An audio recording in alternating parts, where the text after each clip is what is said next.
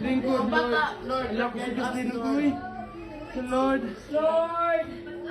Lord, tabang Lord! Lord!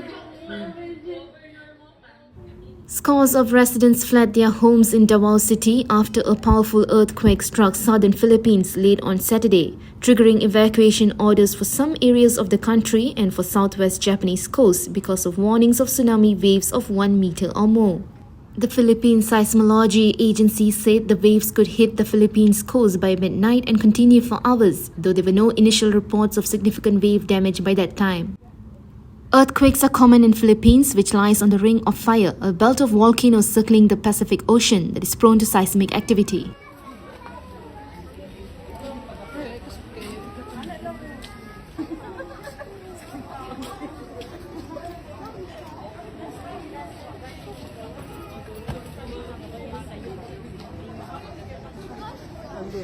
Oo, wag yun ang dito sa taas, diba?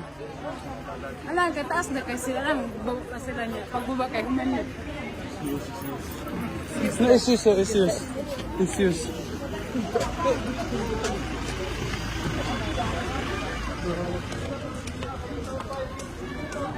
Uy, ayaw mo doon, ayaw mo doon. Dito sa tao doon. Start sa sila pang ako. Dekan din ng gangke pa dia. Bagigyan mo na ko iyang ko. Dagan nagsikal. Bisa nagkanag. Bisa naglinog na. Uy, bisa naglinog nagpapakog sila si Arba. Ibo ba ang dyan? Ate oh. Ate. Masutan na.